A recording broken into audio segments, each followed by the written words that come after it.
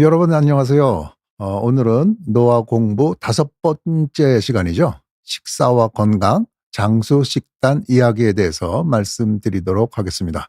식사와 건강이라고 하는 것은 정말 중요하죠. 아무리 강조해도 지나치지 않을 정도로 그렇게 강조한 중요한 얘기입니다. 지난번 시간에는 운동에 대해서 제가 운동과 엑서카인에 대해서 말씀드렸죠. 운동하고 식사가 거의 어떤 게 더 중요하냐 생각해 보면은요. 정말 장을 겨룰 수가 없는데 제 생각에는 좀 식사가 조금 더 에비던스, 그러니까 증거는 건강에 대해서 더 많지 않을까 생각을 합니다. 자, 우리 모든 사람들의 이게 바라는 소망 중에서 가장 중요한 것은요, 이 건강이겠죠. 물론 건강. 그래서 많은 분들이 가족이나 자신의 건강을 위해서 이제 영양제, 각종 영양제 드시고 비타민도 드시고 이제 그러시잖아요. 그리고 이들이 우리들의 건강을 지키는 든든한 버팀목이 된다라고 하는 그런 믿음과 바람 속에서 이제 개별 영양소를 많이 들고 계시는데요. 그런데 최근에 나오는 연구 결과들을 보면은요, 우리 건강을 지켜주는 것은 개별 영양소가 아니라 건강 식단이다라고 하는 것이 꾸준히 계속해서 발표되고 있어요. 그래서 이제 의학 전문가들은요, 음식이 곧 약이다. 음식이 곧 약이다라고 하는 말을 사용하면서 그러면서 이제 건강 식단의 중요성을 갖다 계속 강조하고 있거든요. 그래서 이런 것들을 저는 이제 패러다임의 변화라고 이렇게 표현을 한 것입니다. 그래서 이런 패러다임의 변화를 간략하게 좀 소개시켜 드리고, 그다음에 장수 식단의 구성과 시기법, 한마디로 무엇을 언제 어떻게 먹어야 할까라는 그런 문제를 가지고 좀 이야기를 나눠보도록 하겠습니다.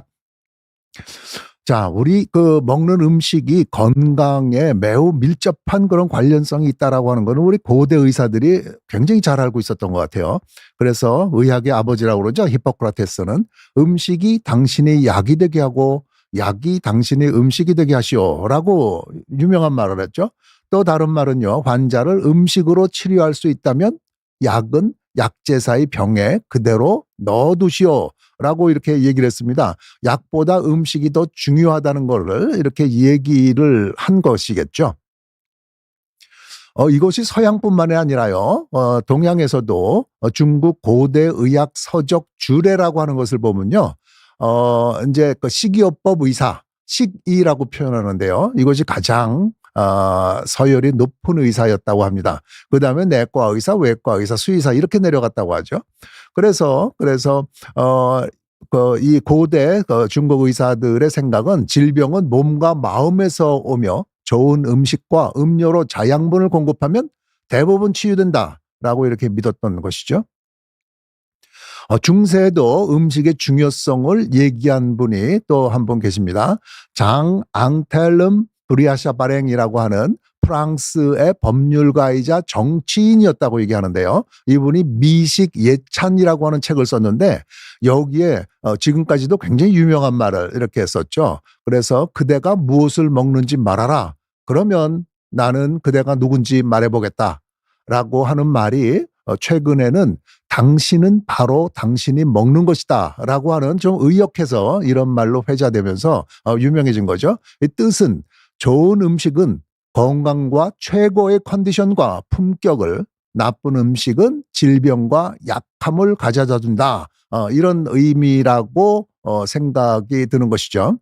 그래서 먹는 것이 굉장히 중요하다라고 하는 것을 이때 벌써 알았다는 것입니다. 자, 그런데 1800년대 후반에 들어와서 이런 생각과 이런 의식 체계가 좀 굉장히 변혁을 이제 맞게 됐거든요.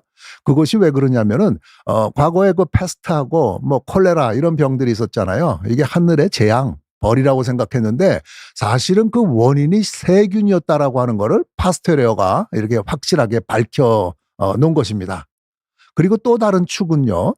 비타민이 이렇게 많이 밝혀지면서 질병은 영양소 부족 때문에 생긴다라고 하는 생각이 이렇게 그걸 알게 됐던 것이죠. 그래서 이제 그 이후로는요. 식단이라고 하는 좀 막연한 개념은 구식이고 이렇게 뒷전으로 물러나고 위생이라든지 영양소라든지 이런 부분들이 강조됐던 거예요.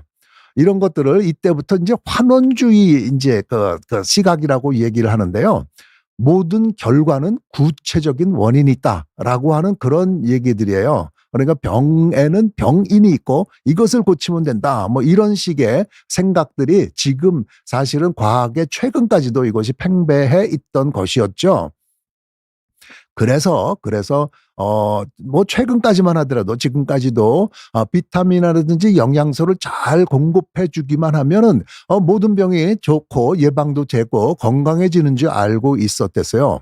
그런데 최근까지 이렇게 비타민에 관련된 여러 가지 연구를 보면 그 결과가 좀 실망스럽거든요. 특히 우리 질병이라고 하는 것이 이제 산화 스트레스가 근본 원인이고 노화의 근본 원인이라고 하는 것이 밝혀진 다음에 항산화 비타민에 대한 기대가 상당히 컸는데요. 적어도 15개 정도의 임상 연구들 모두 합치면은 55만 명 정도의 사람을 대상으로 연구를 했었댔는데 이 중에 긍정적인 효과가 나타난 것이 하나도 없었습니다. 사실은요.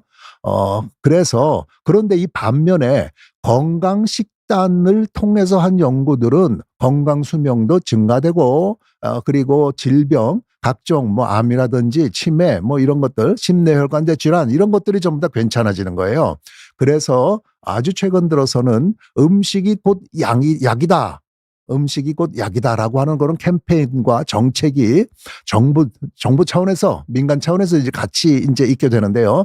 미국의 예를 보면은요, 2022년에 미국 연방 정부에서 FIM 이게 무슨 소리냐면 Food is Medicine이라고 하는 로드맵이 이렇게 백악관 컨퍼런스에서 이렇게 추진되고 있고요. 그리고 민간에서도 록펠러 재단이 한 1억 달러를 갖다 쾌척했다고 그래요. 그래서 미국 심장학회하고 같이 해가지고 음식으로 건강관리라고 하는 재단을 통해가지고 연구와 학술 지원을 진행 중입니다. 그래서 여기서 보면은 이제 약으로서의 음식, 그래서 여기 건강 상태에 따른 다이어트, 굉장히 이렇게 구체적인 건강 문제가 있잖아요. 그래서 이런 부분에 어떤 다이어트를 먹으면 좋겠는지라고 하는 그런 문제에 대해서 레시피가 구체적으로 나오는 그런 시대에 우리가 있는 것입니다. 그런데 이런 때에 US 뉴스 앤 월드 레포트라고 하는 거를 여러분들 좀 들어보셨을 거예요. 이것이 세계 대학 순위를 매기는 곳으로 굉장히 유명한 온라인 중심의 미디어 기업이잖아요. 여기서 베스트 식단 2026을 발표를 했습니다. 어떤 식으로 발표를 한 거냐면요.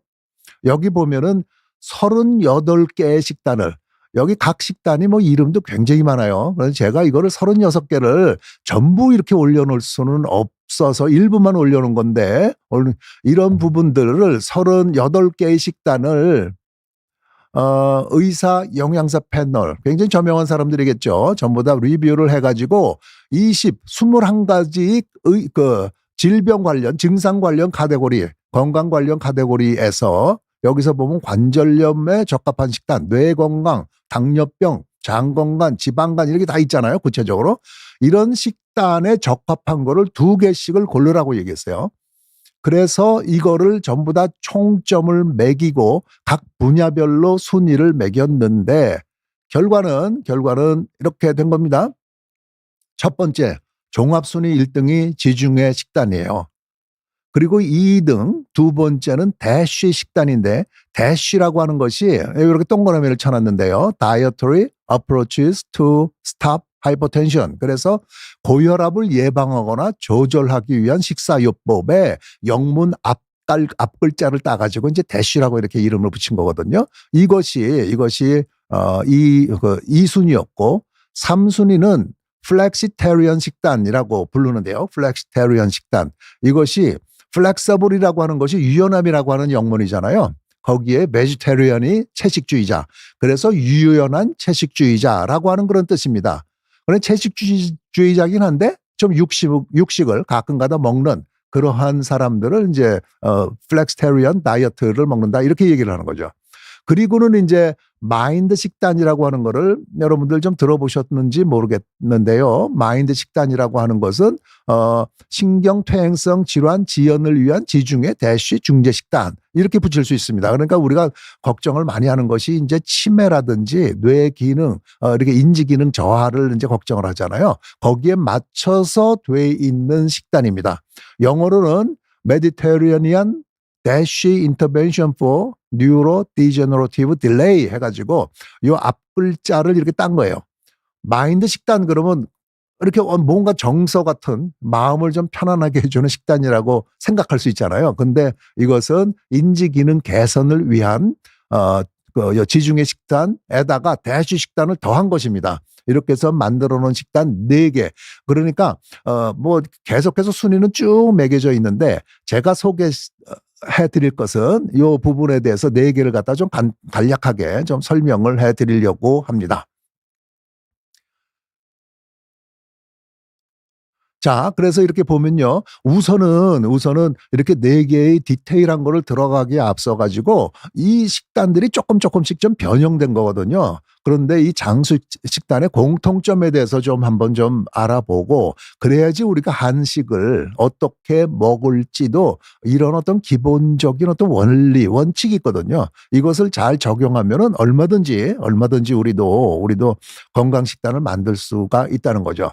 사실은 앞서 이렇게 여러 가지 식단을 보여드렸지만 제 바람은 그렇습니다. 이제 한식으로도 여러 가지 식단의 이름을 붙여가지고 조금 변형된 레시피를 통해가지고 우리 질병을 예방하고 치료하고 건강 증진을 위한 그런 노력들이 많이 됐으면 좋겠다 하는 생각을 가지고 있습니다. 이 장수 식단의 공통점, 제일 먼저가 저칼로리 식품이죠. 저칼로리 식품. 칼로리가 좀 덜 나가게 하는. 그래서 소식의 어떤 유용성은 우리가 전부 다 잘 알고 있잖아요. 칼로리 제한. 노화 방지 유전자를 활성화시키는 거잖아요. 그런 부분을 이루어줘야겠고 그다음에 다양한 색의 채소와 계절 과일.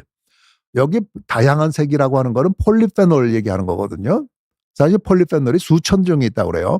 근데 이 부분이 공통적으로 전부 다 동일한 효능을 갖고 있지만 또 색깔마다 좀 다 달라요. 그래가지고 여러 색깔을 한꺼번에 먹어야 된다고 얘기를 하고 있거든요. 그래서 이런 거.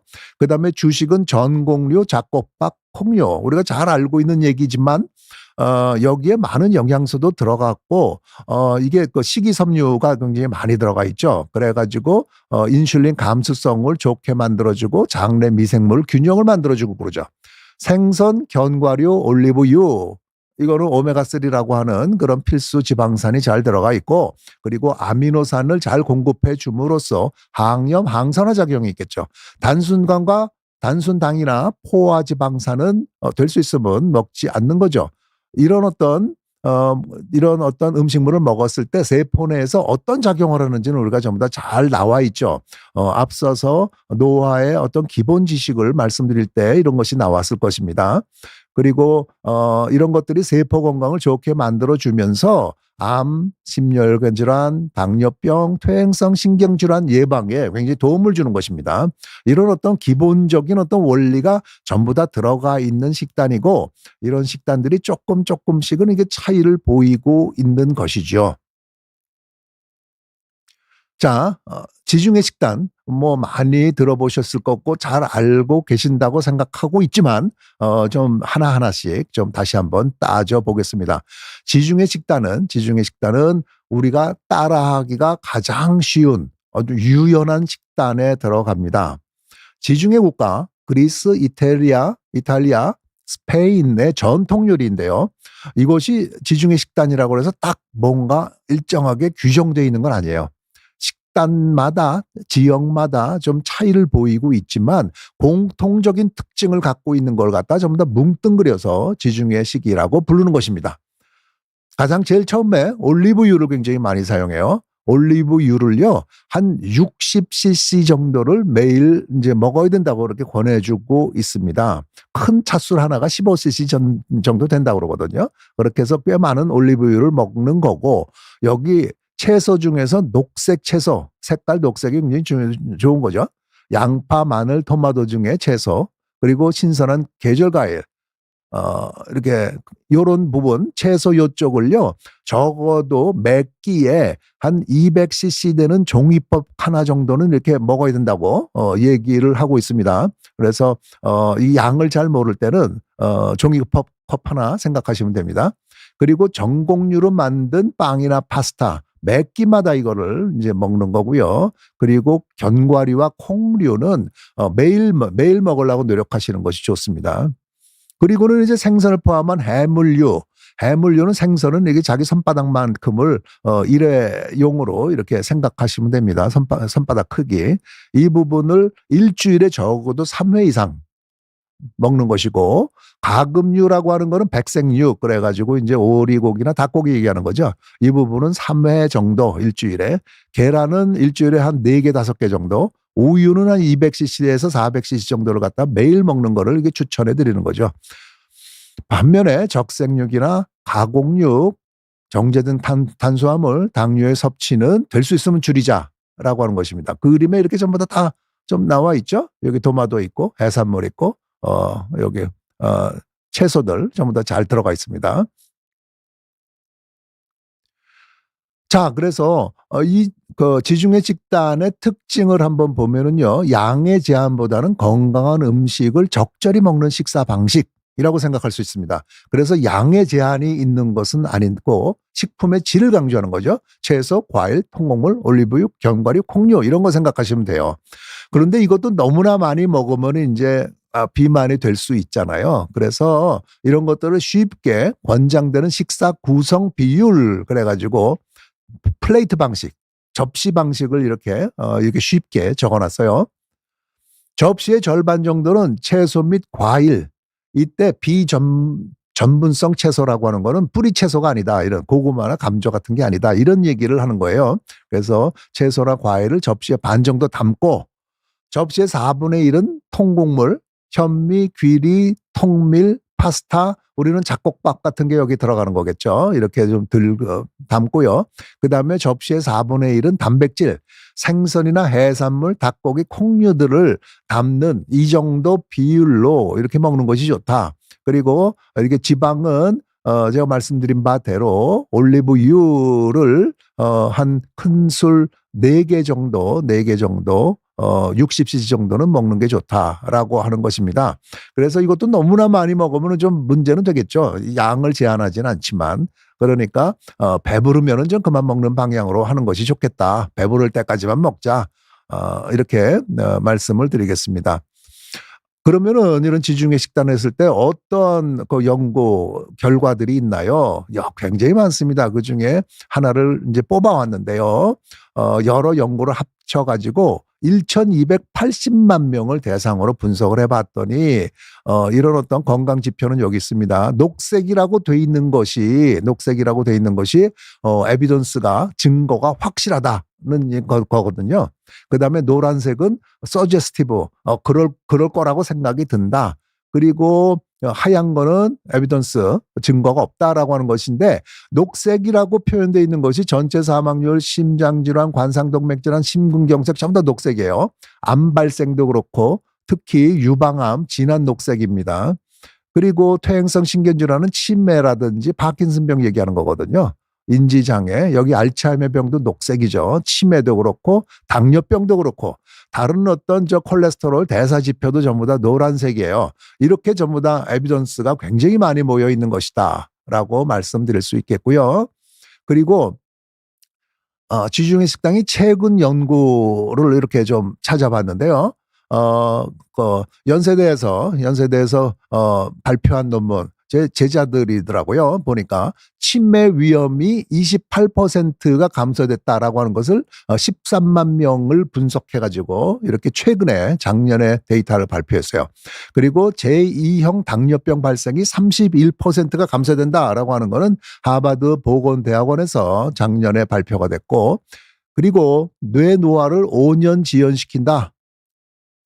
그린 녹색 지중해 식단은 뇌 위축을 더 늦추게 된다. 그린 녹색 지중해 식단이라고 하는 것은 이 지중해 식단 중에서 이제 뭐 가금류 섭취, 그래도 이제 고기잖아요. 육류잖아요. 이걸 최소화시키고 식물성 식품을 더 많이 먹게 한, 그리고 녹차를 하루에 서너 잔 정도 먹고 호두 섭취를 좀 늘린, 이거를 갖고 그린 녹색 지중해 식단이라고 이렇게 부르거든요. 이렇게 되면 뇌 위축을 더 막아주는 그런 효과가 있습니다. 8년 연속 지중해 식단은 1위 를 차지했고요. 그래서 우리가 이렇게 뇌기능 저하되고 치매 걱정을 하는 부모님들이나 사람들 많이 있잖아요. 그때 지난 시간에 말씀드렸던 운동, 빨리 걷기, 좀 슬로우 조깅, 그리고 지중해 식단 이렇게 하시는 것이 가장 효과적인 방법이고, 이런 부분들을 이렇게 영양제를 통해서 이렇게 늦추고 그러는 거는 아직까지 근거가 확실하지는 않은 것 같아요. 자, 그다음에 이제 대쉬 식단, 고혈압 예방 식단으로 들어가 보겠습니다.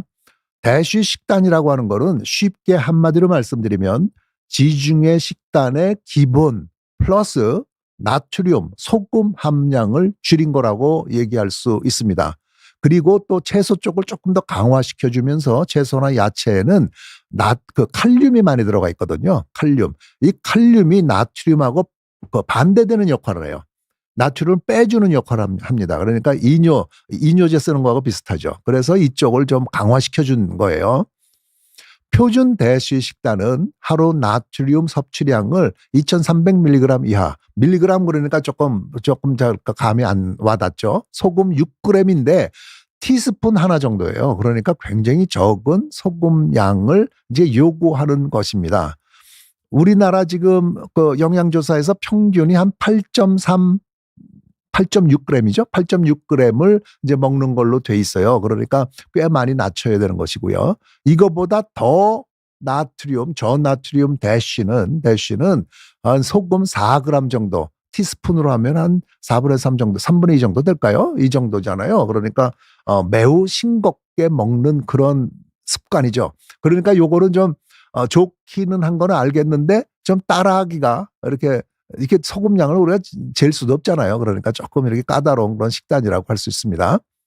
그래서 대쉬 식단 특징 5가지, 나트륨 소금을 제한했다는 거고, 채소, 과일, 통곡물 섭취를 증가시킨다. 식이섬유하고 칼슘, 마그네슘이 많이 들어간 거다. 이런 부분들이 나트륨을 빼주는 역할을 한다라고 하는 것이죠. 그리고 저지방 유제품을 선택하고, 포화지방, 콜레스테롤 많은 음식들은 제한하고, 살코기, 생선, 견과류를 섭취해서 이렇게 필수 아미노산을 잘 먹게 한다. 이렇게 5가지예요. 5가지. 그러니까 지중해 식단 플러스 나트륨 소금을 제한한다. 이렇게 생각하시면 되겠어요. 이게 나트륨이라고 하는 거하고 혈압하고는 굉장히 밀접한 관계가 있다라고 하는 것이 벌써 많은 연구에서 밝혀져 있거든요.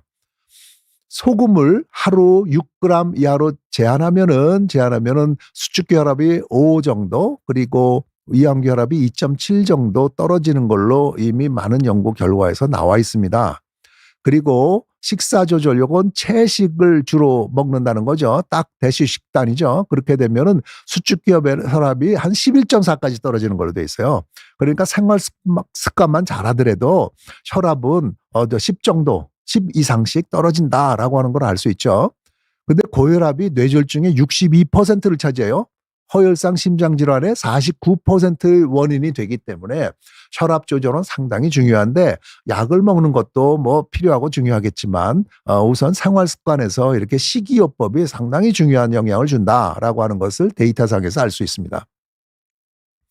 그래서 대쉬 식단의 장단점을 이렇게 해서 마지막으로 좀 설명해 보면, 혈압 강화 당연하겠죠. 지질 표지자 개선. 왜? 채소 많이 먹으니까.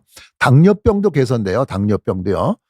그리고 체중 감량이 되고, 대장암 발병 위험 감소되고, 신장 결석과 통풍 예방도 되고 이렇습니다. 그래서 이제 2026년 US 뉴스 앤 월드 레포트에서 최고의 심장 건강 식단, 최고의 고혈압 식단 1위로 선정됐어요. 전체 합쳤을 때는 2위이지만 심장 쪽으로 얘기하면 1위다. 그런데 문제는 엄격한 나트륨 제한으로 이렇게 지속하기가 쉽지가 않고 맛이 밋밋하잖아요. 그리고 이렇게 어떻게 준비해야 될지 좀 까다롭고 이런 것들이 있다라고 하는 얘기입니다. 자, 다음에 flexible plus vegetarian. 그래서 flexitarian 식단에 대해서 알아보겠습니다.요. 자, 보면은 베지테리언, 채식주의에 이렇게 종류가 많다는 거는 뭐 이제 알고 계시죠? 들어보셨죠? 비건이라고 하는 건 굉장히 엄격한 채식주의자고, 락토라고 하는 거는 유제품 먹는 거, 락토가 유제품이란 얘기니까요. 오보가 달걀 얘기하는 것이니까 오보는 달걀을 먹는 채식주의자, 락토 오보 그러면은 유제품과 달걀을 먹는 채식주의자인데 서구권에서 가장 흔한 유형입니다.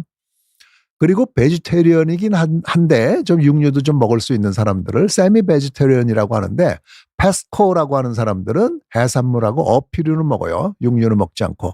폴로는 육류 중에서 붉은 적색고기는 안 먹지만 가금류는 먹는 사람들이에요.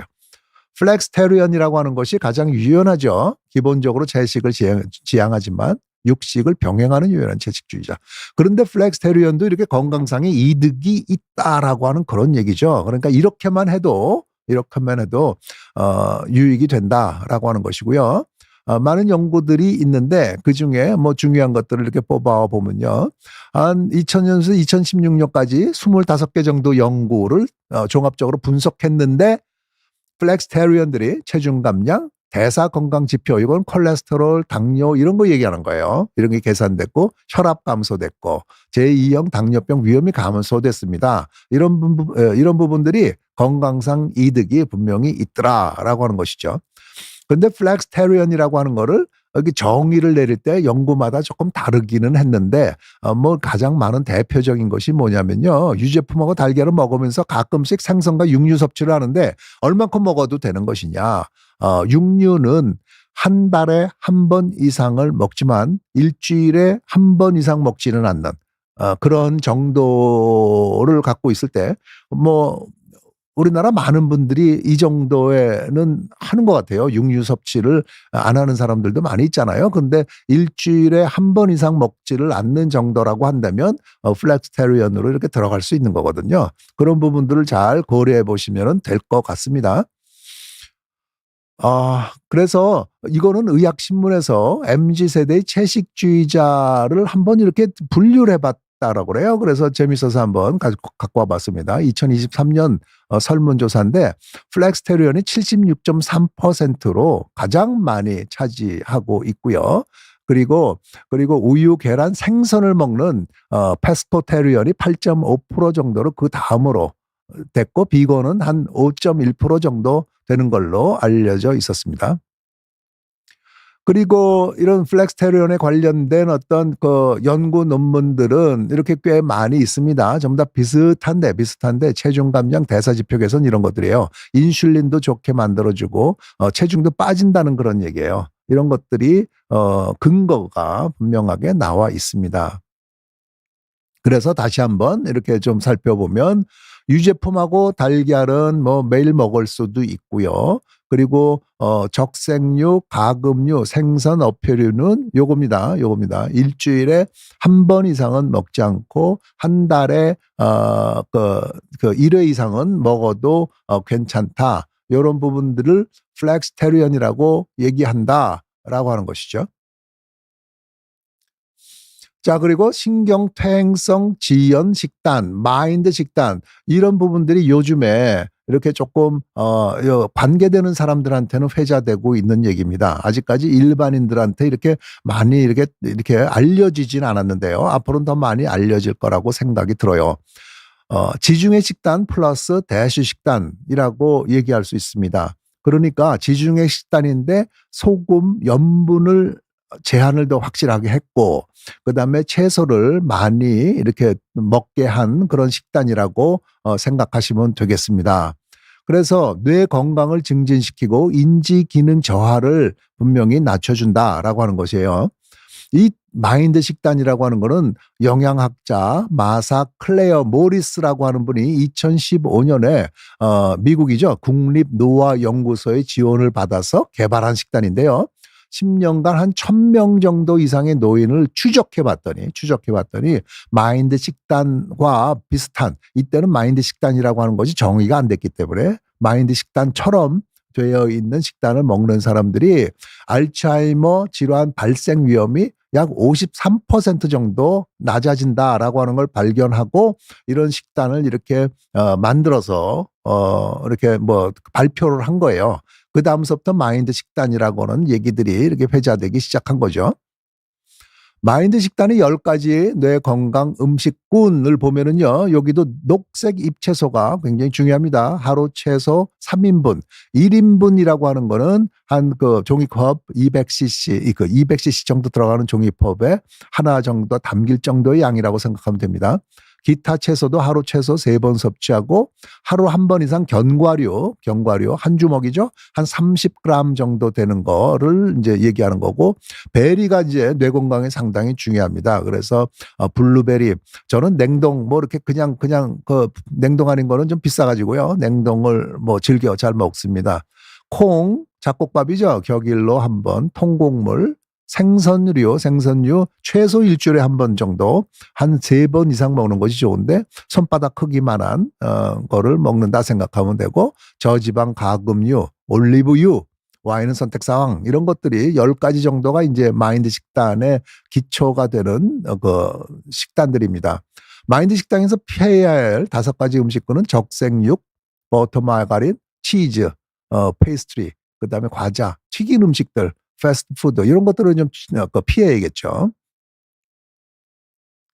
자, 마인드 다이어트의 건강상 이점은, 요것도 마인드 다이어트가 사실은 최근에 많은 연구 데이터들이 나오고 있어요. 분명한 거는 치매와 알츠하이머 병 위험을 감소시키고요.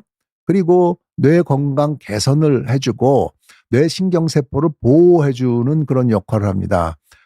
뿐만 아니라 심혈관 건강을 개선시켜주고요. 그리고 건강한 노화와 장수. 그래서 마인드 식단을 하고 있는 사람들이 그렇지가 않은 사람들보다 사망 위험이 한 37%가 감소되더라라고 하는 것을 밝혔죠. 그래서 지금까지는 이제 어떤 식단에 4가지 식단을 제가 말씀을 드렸습니다. 그런데 여기 붙여서 잠깐 좀 말씀드리고 싶은 것이, 사실은 무엇을 먹는지와 함께 언제 어떻게 먹는지도 매우 중요합니다.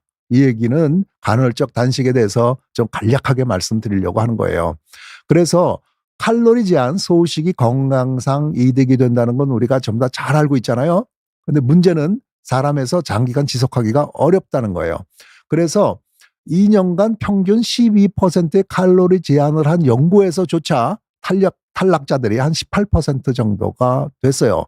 그래서 어떻게 하면 이렇게 소식이 이점을 갖고 있으면서도, 그러면서도 건강상 이익은 그대로 가져갈 수 있을까라고 하는 것에 2가지 방법이 시간 제한 식사와 단기간 금식법이라는 게 있습니다. 자, 먼저 시간 제한 식사법이라고 하는 것을 좀 말씀을 드리면요.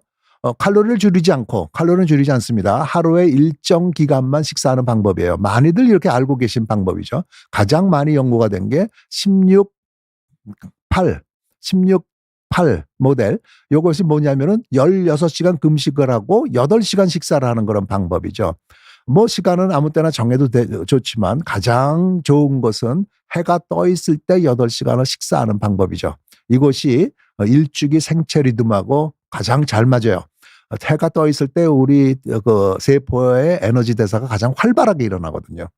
오전 9시서부터 12시에 시작해가지고 오후 5시에서부터 8시까지 8시간 먹고 나머지는 식사를 하지 않는 이런 방법을 하게 되면, 지금까지 연구 결과, 이것도 굉장히 중요한 좋은 연구들이 많이 포함되어 있습니다. 체중과 체지방량의 감량이 돼 있고, 공복 혈당 인슐린 민감도 개선되고, 고지혈증 염증 표시가 전부 다 개선되고, 무엇보다 세포의 자가 포식, 오토파지라고 그러죠. 오토파지가 잘 되고 있어야 이렇게 좀 망가져 있는 어떤 그런 그 세포나 그 안에 들어가 있는 구성물질, 소기관들을 이렇게 잡아먹어 가지고 재료로 사용해서 다시 새롭게 만들어 주거든요. 이런 오토파지가 증가하게 된다. 그리고 이런 식사 제한법이 일부 연구에서는 이행률이 한 95%가 연구 참여자가 끝까지 하더라. 그러니까 이것이 비만이라든지 비알코올성 지방간 질환, 대사증후군 환자에서 이런 식사 제한법을 하도록 만들어주는 것이 치료에 굉장히 도움이 되겠다라고 하는 그런 얘기입니다. 그리고는 이제 주기적 단기간 금식, 이 간헐적 금식의 어떤 대표적인 얘기예요. 이것이 5대2 간헐적 금식법이라고 하는 것은 일주일에 5일 정도는 통상적인 식사를 하고 2일은 서로 겹치지 않게 연속되지 않도록 식사를 하지 않던지 500에서 600 칼로리 정도의 초저열량 식사를 하는 방법을 얘기합니다. 이렇게만 해도 굉장히 도움이 많이 되고요. 그리고 이거 말고도 1년에 한 4회 정도, 1년에 한 4회 정도를 하루나 3일 정도를 그냥 통째로 굶는 거죠. 이렇게 단기간 금식을 해도 많은 도움이 된다라고 하는 것이 이렇게 각종 연구에서 밝혀져 있습니다. 이렇게 할 때는 세포와 조직에서 일어나는 각종 대사 경로를 이렇게 재조정해 줍니다. 재조정, 리셋 시킨다고 그러죠. 염증을 낮추고 호르몬 균형을 조정해 주고 포도당과 지방대사의 효율성을 증가시켜주고 심혈관 대사질환의 발생 예방에도 도움이 된다라고 알려져 있습니다. 그런데 이렇게 이제 금식법을 하는 사람들은 좀 이렇게 조금 하지 말아야 될 사람이 있죠. 뭐 절대적인 금기라고 하긴 좀 그렇지만 18세 이하에서는 이렇게 발육과 성장이 왕성하게 일어나야 되는데 이렇게 금식하는 것이 이렇게 추천되지는 않는다는 얘기고요. 75세 이상 분들은 이렇게 근육이 빠질 수 있기 때문에 그렇고 인슐린을 사용하는 당뇨병 환자는 저혈당에 빠질까 봐 좀 문제가 되죠. 거식증 같은 어떤 이런 부분에 문제가 있는 사람들은 이것이 질병이 더 악화되기 때문에 임신이나 소유 중인 여성은 금기이겠죠. 상식적으로 생각해봐도 그렇게 잘 알 수 있겠죠. 그래서 요즘에 현대인들이 큰 문제가 모든 게 비만 플러스 이렇게 고열량 칼로리를 많이 먹는 거잖아요. 이런 부분으로 볼 때 우리가 이렇게 이렇게 비만 치료하는 주사제도 이렇게 많이 나왔지만은 그런 부분 말고도 이런 어떤 식단을 통해서 또 앞 시간에 말씀드렸던 운동을 통해서도 잘 관리할 수 있다라고 하는 것을 좀 강조하고 싶고요. 이런 좋은 습관을 통해서 뭐 건강한 여러분들이 되셨으면 좋겠습니다. 네, 제 강의는 이걸로 이제 제가 준비한 내용은 다 끝났고요. 질문해 주시면은 질문 답변해 드리겠습니다. 첫 번째, 아침에는 단백질과 지방 식단이 좋다는데 사실인가요? 이 부분에 대해서는 이렇게 언제 아침에 이런 부분을 먹으면 좋다, 저녁보다 좋다, 이런 부분은 확실하게 나와 있지 않습니다. 그런데 아침에 먹다 보면은 이제 그 대사가 잘 일어나겠죠. 장수 식단은 아무 생각 없이 분, 장수 식단은 영양제 없이 음식만으로도 충분히 가능한가요? 예, 맞습니다. 영양제도 보충해야 될 분들이 있죠. 식사를 잘 못하거나 여러 가지 질병이 있거나 문제가 있는 분들은 분명히 영양제 보충해 줘야 되는데요. 옛날에 장수마을에 살았던 분들이 이렇게 영양제를 이렇게 드시면서 있었던 분들은 많지 않기 때문에요. 식단만 잘 해도 가능하다 이렇게 생각하셔도 되겠습니다. 공복 혈당은 정상이지만 식후 한두 시간 혈당이 자주 106에서 107까지 올라갑니다. 어느 정도 변동도 노화에 영향을 줄 수 있나요? 맞습니다. 지금까지 연구 데이터 많지 않지만요. 24시간 혈당 측정하는 것도 나왔잖아요. 변동폭이 큰 분은 아니세요. 사실 160에서 170 정도 되면은 건강한 분입니다. 이거보다 변동폭이 더 크면은 많은 문제가 있을 거라고 생각이 듭니다. 바람결 앱은 엑스트라 버진 올리브 오일 좋다고 많이 들었는데 매일 먹어도 괜찮을까요? 예, 매일 드셔야죠. 60씩 정도 드시라고 제가 말씀드렸습니다. 안성탕면 라면만 먹고 92세까지 사신 할아버지는 어떻게 설명될까요? 안성탕면이 나쁘다는 얘기 제가 말씀드리지는 않았겠습니다. 그래서 모든 게 이렇게 한 사람의 결과를 가지고 이걸 일반화시켜서는 조금 곤란해요. 그러니까 여러 가지 음식을 골고루 잘 먹고 채소 많이 먹는 분들이 통계적으로 보면 분명히 좋은 거는 사실입니다. 과일은 건강식이라고 생각했는데 당이 많다는 말도 있어서 헷갈립니다. 예, 하야로 권장량은 어느 정도인가요? 과일이 좋다고 하는 주스도 안 좋다는 얘기 들었습니다. 굉장히 중요한 좋은 질문인데요. 사실은 과당이라고 있잖아요. 과당을 얼마나 먹는 것이 좋겠는가라고 하는 것인데 이 과당은 우리가 이제 갖고 있는 설탕하고 좀 다르다고 얘기를 하고요. 지금까지 결과는 과당에 대한 제한은 없습니다. 얼마나 먹어야 된다라고 하는 제한은 없기 때문에 좀 이렇게 마음 풀고 먹어도 되는데 당뇨병이 있는 분들은 뭐 사과 반쪽 뭐 이렇게 있죠. 이렇게 하루에 그 일회 분량이 있습니다. 그것도 이제 200cc 종이컵에 한번 좀 넣어 보면은 되겠죠. 근데 너무나 그렇게 걱정은 많이 안 하셔도 됩니다. 건강인이라고 한다면요. 굳이 아침, 점심, 저녁이라는 개념 없이 배고플 때 먹는 식습관은 잘못된 건가요? 사실은 잘못되진 않았죠. 과거에 전부 다 이런 식으로 우리가 이제 먹으면서 지냈잖아요. 그리고 소식할 때 유익한 점은 뭐냐면 좀 공복감을 느낄 때 우리한테 좋은 좋은 호르몬이라든지 많이 나온다고 해요. 그래서 좀 배고픈 시간을 좀 늘리는 것도 괜찮습니다.